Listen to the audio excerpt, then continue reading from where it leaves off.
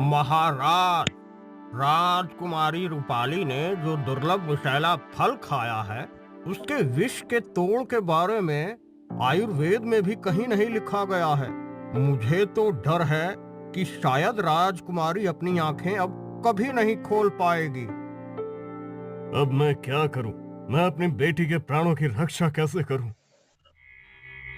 मिल गया, मिल गया, मिल गया। अरे तुझे ऐसा क्या मिल गया जो तू इतना खुश हो रहा है? मुझे उस फल के जहर का तोड़ मिल गया, जिसे खाकर राजकुमारी जी जिंदगी और मौत से लड़ रही है।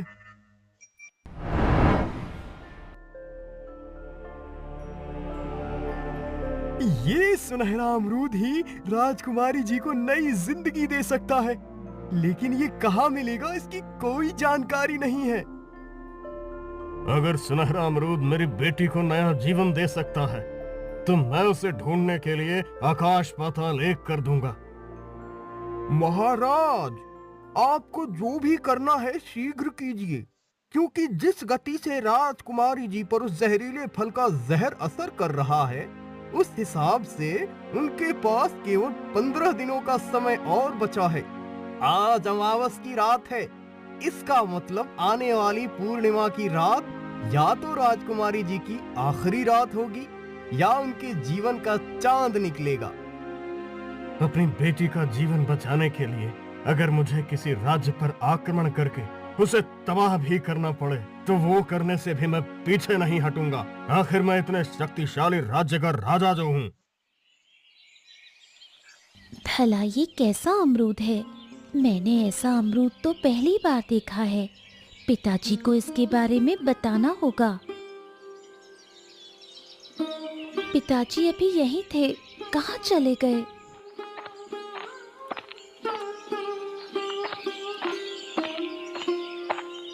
पिताजी, आप यहाँ हैं? मैं कब से आपको ढूंढ रही हूँ। क्या हुआ पुत्री? मुझे ढूंढने की कोई खास वजह है क्या?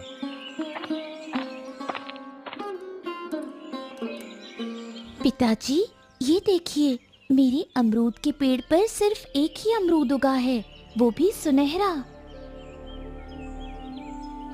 भला ऐसा कैसे हो सकता है? मैं जानता हूँ कि ऐसा कैसे हुआ है। इसका मतलब है कि हमारे दादा परदादा जो कहा करते थे, वो बात सत्य थी। कौन सी बात महाराज?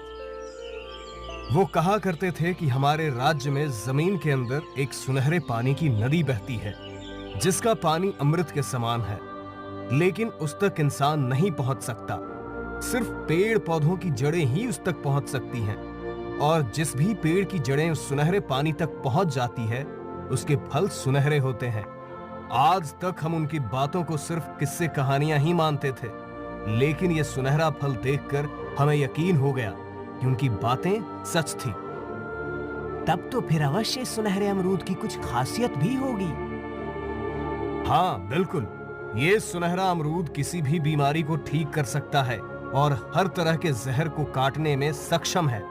लेकिन पुत्री, तुम राजमहल वापस जाओ, मैं मंत्री जी से उद्यान के बारे में कुछ बात करके आता हूँ। सुनहरे अमरूद को सिर्फ वही खा सकता है जो इसे पहली बार देखता है। अगर इसे उसके अलावा कोई और खाता है, तो इसे पहली बार देखने वाले की आधी उम्र उसके पास चली जाती है। ये तो बहुत बड़ी समस्या हो गई महाराज।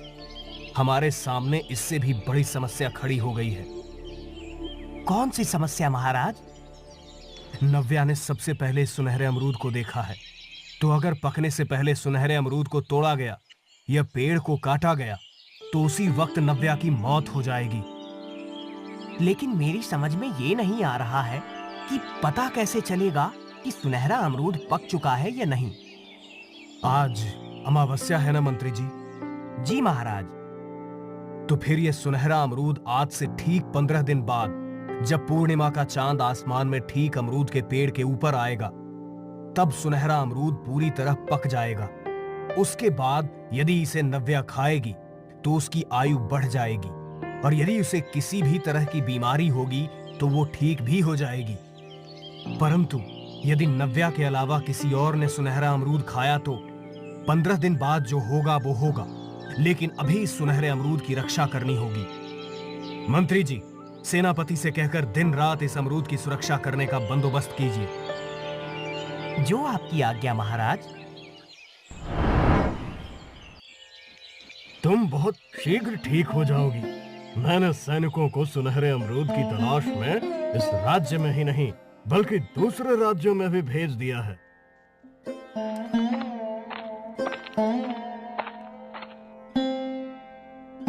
मैं ये समझ नहीं पा रहा हूँ कि राजकुमारी तक वो जहरीला फल लेके गया कौन था।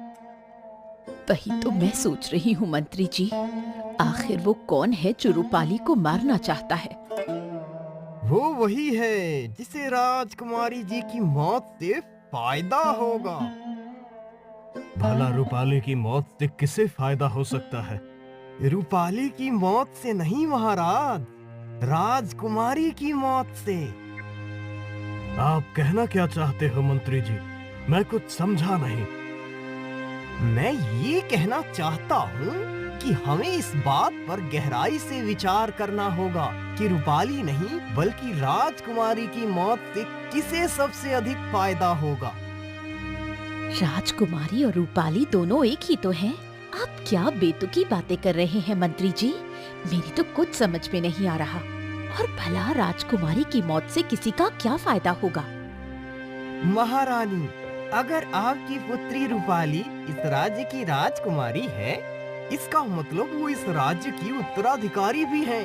परंतु यदि किसी कारणवश वो इस राज्य की उत्तराधिकारी ना रहे, तो फिर महाराज के बाद इस राज्य का उत्तराधिकारी कौन बनेगा?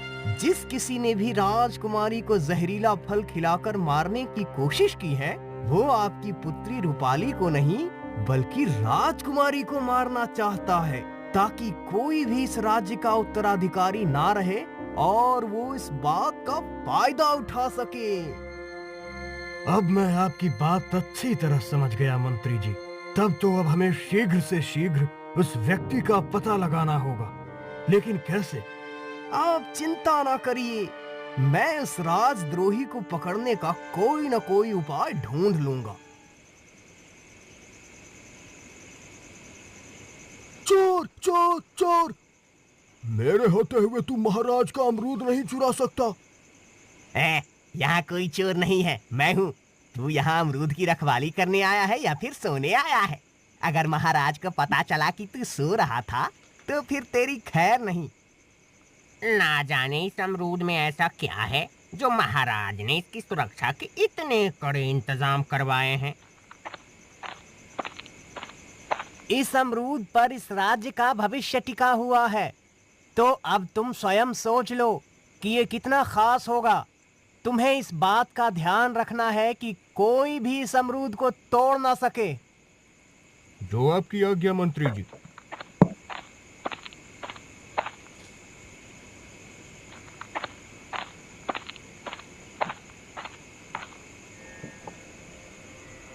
क्या बात है जी, आजकल आपको घर आने में इतनी देर क्यों हो जाती है? क्या बताऊं भाग्यवान, जब से महाराज ने सुनहरे अमरूद की सुरक्षा की जिम्मेदारी मुझे सौंपी है, तब से काम बहुत बढ़ गया है। आप किस सुनहरे अमरूद के बारे में बात कर रहे हैं जी? इसका मतलब आने वाली पूर्णिमा की रात तक राजकुमारी नव्या के प्राण संकट में रहेंगे। तुमने बिल्कुल ठीक कहा।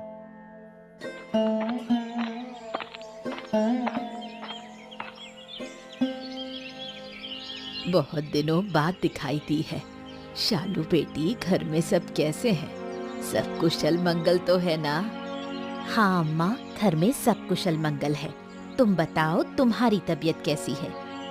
उम्र के हिसाब से मेरी तबीयत तो ठीक ही है। अरे तू सुना, क्या राजकुमारी के बगीचे में एक सुनहरा अमरूद लगा है? अम्मा, मैंने सब सुना है।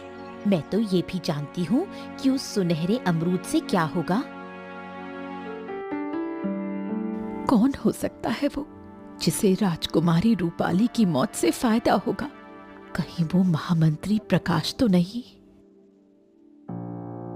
मुझे लगता है रूपाली को जहरीला फल देने वाला कोई और नहीं बल्कि मेरा छोटा भाई प्रताप है, क्योंकि एक वही है जिसे उसकी मौत से सबसे ज्यादा फायदा होगा। राजकुमारी को जहरीला फल देने वाला कौन है? क्योंकि उसका मकसद राजकुमारी को सिर्फ मारना नहीं बल्कि कुछ और भी है। बस अब 10 दिन और बाकी हैं। इसका मतलब मैंने जो सुना वो सब सच था।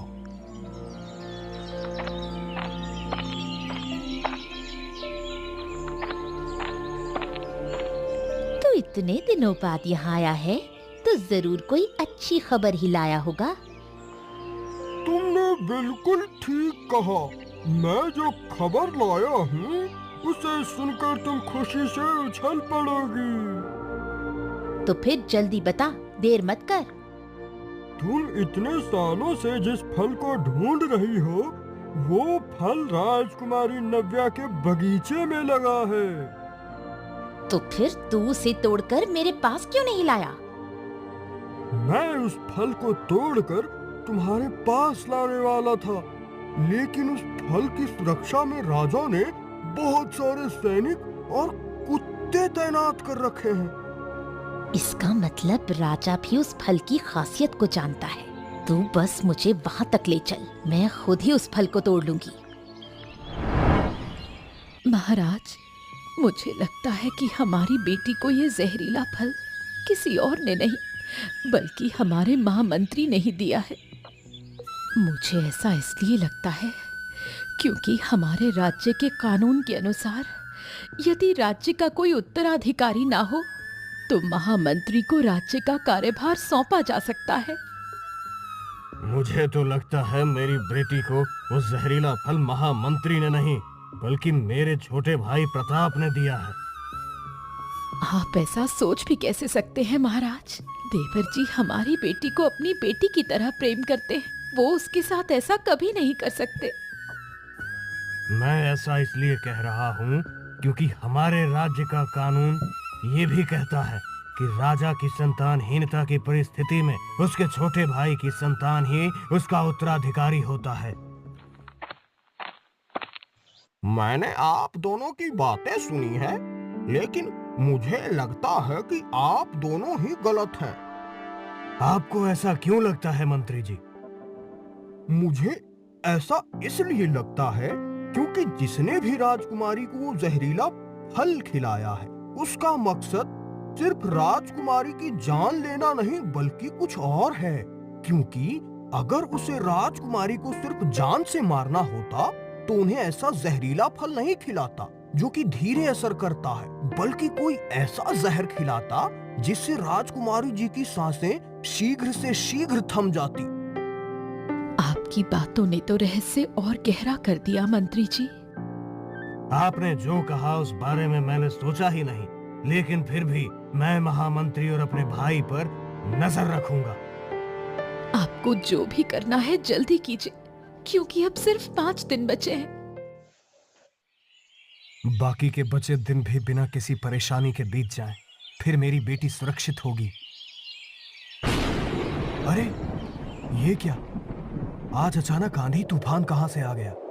आंधी तूफान से सुनहरे अमरूद के पेड़ की रक्षा करनी होगी।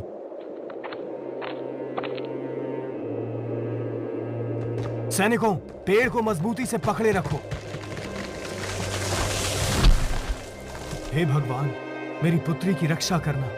अगर इस तेज हवा से ये अमरूद का पेड़ भी उखड़ गया तो? मैंने तुमसे दवा लाने को कहा था, वो तुम लाए हो ना? हाँ, ये लो। ये दवा हर तरह के जहर के असर को खत्म करती है। अगर इस दवा से मेरी भतीजी ठीक हो गई तो मैं तुम्हें माला माल कर दूंगा। मैंने अपने भाई के बारे में कितना गलत सोचा था। अब मुझे महामंत्री पर नजर रखनी होगी।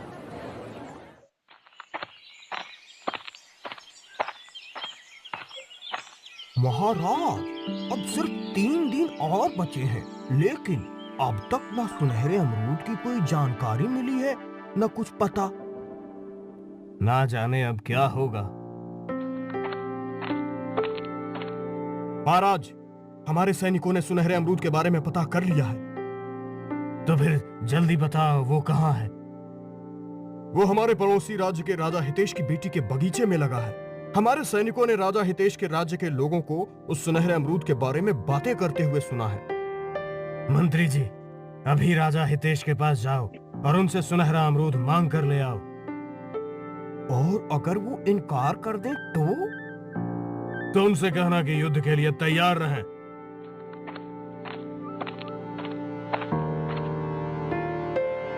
ना जाने राजा हितेश के पास से लौट कर आने में मंत्री जी को कितना समय लगेगा। मैं भी उनके पीछे पीछे जाता हूँ तो अच्छा रहेगा। सेना लेकर आप भी मेरे साथ चलो सेनापति जी। जैसी आपकी आज्ञा महाराज। यही है वो जगह जहाँ वो सुनहरा अमरूद लगा है। अब तुम सोचो कि इतनी कड़ी सुरक्षा को भेद के सुनहरा अमरूद कैसे हासिल करना है।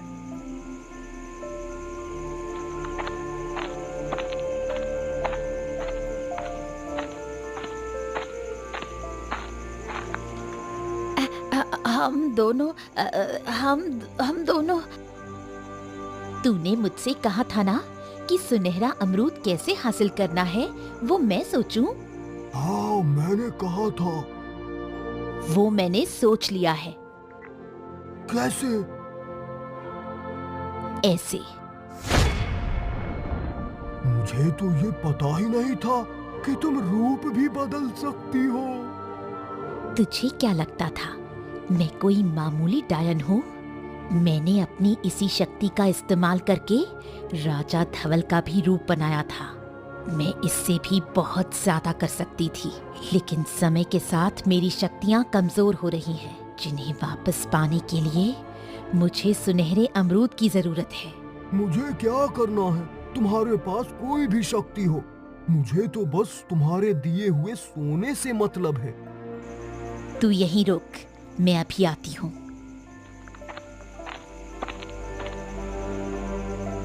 मैंने इस फल को पाने का कितना लंबा इंतजार किया है, अब और इंतजार नहीं होता। तुम सब महाराज पर क्यों भौंक रहे हो? सैनिकों, मुझे सुनहरा अमरूद तोड़ कर दो। मैंने पहले जो भी कहा था वो भूल जाओ, और जो अभी कहा वो करो, नहीं तो ठहरो, ऐसा मत करो। ये हमारे सामने दो महाराज कैसे आ गए? नहीं नहीं, मैं असली हूँ। तुम मेरी बात मानो और वो फल तोड़कर मुझे दो। कौन असली है कौन नकली, इसका फैसला भी करता हूँ। ये कुत्ते महाराज की सुगंध पहचानते हैं। मुझे छोड़ दे राजा, नहीं तो तेरे लिए अच्छा नहीं होगा। तुम कौन हो और तुम्हें सुनहरा अमरूद क्यों चाहिए? मैं कौन हूँ तुझे कभी नहीं बताऊंगी। तू नहीं तो तेरा साथी तेरे बारे में जरूर बताएगा। मुझे देखकर वो यहाँ से भाग गया है। सैनिकों, इसे आम के पेड़ से बांध दो और इसके साथी को ढूंढकर दोनों को कल सुबह राज दरबार में पेश करो। जैसी आज्ञा महाराज। महाराज, आपको पता कैसे चला कि नव्या के उद्यान में कोई घुसा है? मैं रात में राजमहल की छत में खड़ा उद्यान की तरफ देख रहा था, तभी मुझे वहां कुछ हलचल होती दिखाई दी। मैं उसी के बारे में पता करने वहां गया तो मुझे तभी उन दोनों के बारे में पता चला। आप कौन हैं और कहां से आए हैं? मैं राजा धवल का मंत्री काशी हूँ और यहाँ उनका संदेश वाहक बनकर आया हूँ। कहो, राजा धवल का क्या संदेश लाए हो? उन्होंने कहा है कि आपकी बेटी के उद्यान में जो सुनहरा अमरूद लगा है वो तोड़कर चुपचाप आप मुझे दे दें, वरना युद्ध के लिए तैयार रहें। मैं राजा धवल की धमकी से डरने वाला नहीं हूं। मैं वो सुनहरा अमरूद किसी भी कीमत पर तुम्हें नहीं दूंगा।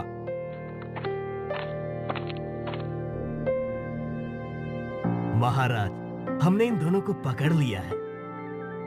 अब बताओ तुम कौन हो नहीं तो तुम दोनों को देशद्रोह के इल्जाम में आजीवन कारावास की सजा दूंगा।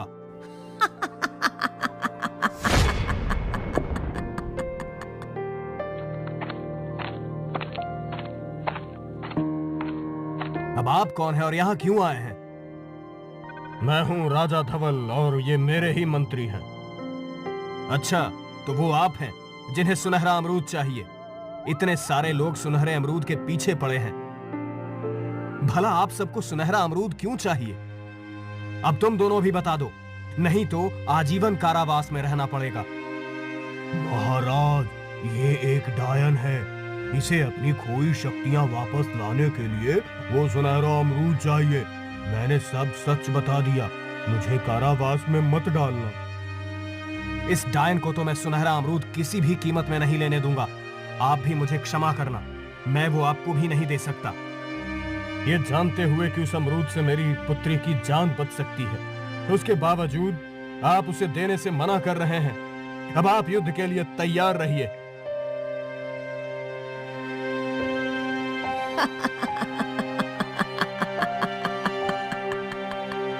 बस आज की रात और कल जैसे ही वो लड़की मरेगी, मुझे मेरी आधी शक्तियां मिल जाएंगी।